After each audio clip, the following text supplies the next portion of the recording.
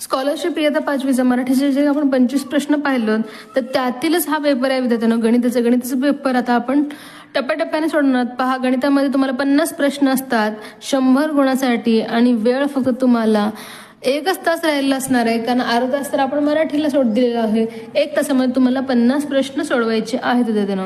तर पहा आता प्रश्न काय, खाली चित्ररूप माहितीच्या आधारे प्रश्नांची उत्तरे द्या. तर पहा ही चित्ररूप माहिती आहे, चित्रालेखवर आधारित हा प्रश्न आहे. इथे पहा प्रमाण खूप महत्त्वाचं असतं. एक झाड म्हणजे किती, 100 रोपे आहेत. मग आता पहा प्रश्न 26 आणि 27वा प्रश्न या चित्रालेखावर आधारित आहे. एक तर पहा आपल्याला विचारले जास्वंदाची रोपे. जास्वंदाची रोपे किती विद्यार्थ्यांनो, 3 आहेत. 3चा अर्थच काय, 300. आणि पहा एकूण रोपे किती आहेत, 3, 4, 5, 6, 7, 8, 9, 10, 11, 12, 13, 14, 15, 16, 17, 18, 19, 20. म्हणजे इथे 20 चित्रामध्ये दाखवले आहेत. 20 म्हणजेच किती होणार आहे, 2000. म्हणजेच आपल्याला काय करायचंय, एकूण रोपाच्या किती टक्के विचारलंय, म्हणून आपल्याला एकूण रोपे 20 छेदामध्ये घ्यायचे आणि जास्वंदाची रोपे आपल्याला अंशामध्ये घ्यायचे आणि गुणिले 100 करायचे. जरी या चित्रानुसार जरी केलं आणि प्रमाणांमध्ये घालून जरी केलं तरी उत्तर सेम येणार आहे, कारण ही व्हॅल्यू 100 आहे विद्यार्थ्यांनो.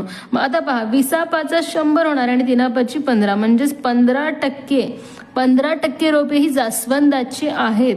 एकूण रोपांचे किती टक्के रोपे निघाले, जास्वंदाची 15% निघालेली आहेत. मग आता पहा 15% कुठे दिले, 3 नंबरच्या पर्यायामध्ये, म्हणजे या पर्यायाला विद्यार्थ्यांना तुम्हाला गोल करायचा आहे. त्यानंतर पहा पुढील प्रश्न, रोपांच्या संख्येनुसार चढता क्रम लावला तर मधोमध कोणत्या रोपाचे नाव येईल. तर पहा चढता म्हणजे लहानापासून मोठ्यापर्यंत. 1 नंबरला येणार आहे झेंडू, कारण पहा इथे 2 म्हणजे 200 असणार आहे. त्यानंतर 2 नंबरला जास्वंद येणार आहे. त्यानंतर पहा आता शेवंती येणार आहे 3 नंबरला. त्यानंतर गुलाब आणि त्यानंतर येणारे मोगरा.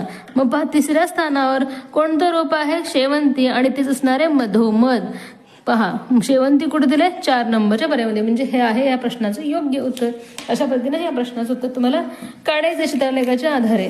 मग आता पहा पुढील प्रश्न, रुपये 24,68,000ला घेतलेली गाडी सूरजने 1 वर्षानंतर विकली तेव्हा त्याला 62,800 रुपये तोटा झाला, तर त्याने ती किती रुपयास विकली असं विचारलंय.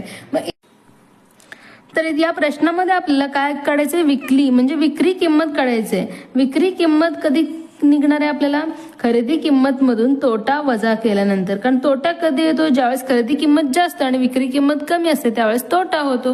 म्हणजे आपल्याला काय करायचंय, खरेदी किंमत 24,68,000 यामधून तुम्हाला 62,800 वजा करायचं आहे. मग पहा 0 0 10तून 8 गेले 2 हातचा 1, 8तून 3 गेले 5, 7तून 6 गेले 0 आणि 24,05,200 हे असणार आहे त्या गाडीची विक्री किंमत. मग पहा एक पहिल्याच पर्यायामध्ये दिलंय म्हणून याच पर्यायाला मुलांना तुम्हाला गोल करायचं. फक्त तुम्हाला वजाबाकी करायची होती, सोपा प्रश्न होता विद्यार्थ्यांनो, म्हणून सगळे जे काही गणितातले सूत्र आहेत ते आपल्याला चांगल्या प्रकारे पाठ करायचे असलं तर रिव्हिजन करायचं आहे, तरच तुम्हाला ते सगळे सूत्र पाठ होणार आहेत. तर आता पहा पुढील प्रश्न काय आहे,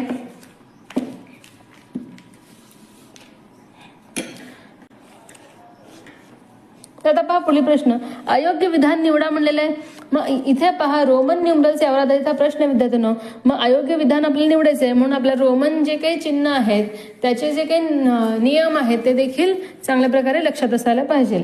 तर आता पहा पर्याय काय आहे, आय हे चिन्ह व्ही किंवा एक्स या चिन्हाच्या डावीकडे एकापेक्षा जास्त वेळा लिहित नाहीत. आय हा जो काही चिन्ह आहे व्ही किंवा एक्सच्या डावीकडे, व्ही किंवा एक्सच्या डावीकडे, आपल्या डाव्याकडे डावीकडे आपल्याला पाहायचंय.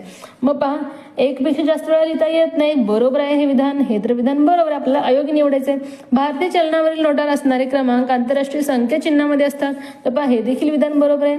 आय, व्ही आणि एक्स ही चिन्हे एकापुढे एक जास्तीत जास्त 3 वेळा लिहिता येतात, तर पहा हे तर विधान चुकीचं आहे, कारण आय आणि एक्स आपण 3 वेळा लिहितो, आय आणि एक्स आपण 3 वेळा लिहितो, परंतु व्ही हे चिन्ह आपण 3 वेळा लिहित नाही, म्हणजे हे विधान चुकतं. म्हणून याच पर्यायाला तुम्हाला गोल करायचे, कारण हे आहे अयोग्य विधान.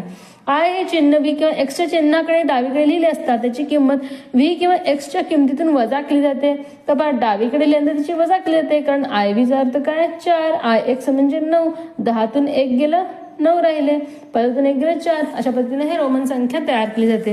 म्हणजे हे देखील विधान बरोबर आहे. अयोग्य विधान कोणतं आहे? 3 नंबरचं पर्याय. याच पर्यायाला तुम्हाला गोल करायचे. पुढील प्रश्न पहा. या उदाहरणामध्ये चौकोन व त्रिकोणच्या जागी अनुक्रमे कोणते अंक येतील असं विचारलं. अगदी सोपा प्रश्न येतो ना. तर पहा, चौकोनामधून वजा केलं त्रिकोण आणि उत्तर त्रिकोण चाललंय, म्हणजे पहा हे दोन्हीचं जे काही व्हॅल्यू आहे ती सेम आहे. मग पहा, पहिलं 4 असेल, 4तून 2 गेले, उत्तर 2 येते का? पाहायचं आपल्याला. 2 येतं, हे बरोबर आहे.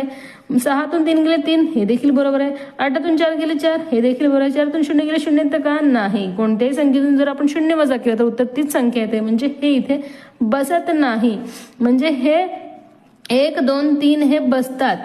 पहा, हे असतं, हे बसतं, हे बसतं, म्हणजे अकड बरोबर. पहा कुठे दिलंय? अकड बरोबर. पहा 1 नंबरच्या पर्यायामध्ये, म्हणजे हे असणारे या प्रश्नाचं योग्य उत्तर. पुढील प्रश्न पहा. हा अपूर्णांक खालपैकी कोणत्या अपूर्णांकाचा सममूल्य आहे? 22/15 हा जो काही अपूर्णांक आहे तो कोणत्या अपूर्णांकात सममूल्य अपूर्णांक आहे असं म्हणलेलं आहे. मग पहा, 15चा वर्ग 225 असतो, परंतु 22चा वर्ग 444 येत नाही, म्हणजे हे सममूल्य होणार नाही. 4 पहा हे इथे येणार नाही. इथे पहा, इथे 4 शून्य, हे 4 शून्य कॅन्सल केलं तर 44/3 राहतं. पहा इथे 15 तर येणार नाही. तर आता पहा, हे 2 पर्याय आपले राहिलेत. मग आता हे पर्याय आपल्याला चेक करायचे की आहे का नाही. 550/375 आहे, म्हणजे एककामध्ये 0 आहे. याचं जर त्या दोघांना 5ने भाग जाणार. मग पहा 5ने भागवलेत आपण. 5 1 5, 5 1 5, 0 0. त्यानंतर 5 7 35, 36 36 2 राहिले, 5 5 25, 110 आणि 75 आलेले. मग पहा, पुन्हा याला 5ने भाग जाणार, यालाही 5ने भाग जाणार. मग पहा, 5 2 10, 1 राहिलं, 5 2 10. मग पहा, 5 1 5, 6 7, 2 राहिले, 5 5 25. मग पहा 22 आणि 15 आलेलं आहे. याचाच अर्थ हे याचं सममूल्य येतं विद्यार्थ्यांनो, कारण याच्या दोघांमध्ये सामायिक काय आलेलं आहे? 5 5 25 आलेलं आहे.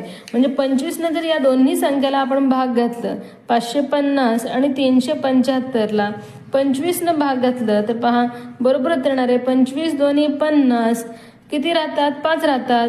25 2 50, 22 आलेलं आहे. मग पहा 25 1 25, मग 25 5 सव्वाशे, इथे 12 राहतात आणि बरोबर 22/15 उत्तर आलेलं आहे. म्हणजे हेच आहे विद्यार्थ्यांनो याचं योग्य उत्तर. तर काही वेळेस आपल्याला कॅल्क्युलेशन करून बघावं लागतं मुलांना, कारण प्रत्येक प्रश्न इथे सारखा नसतो.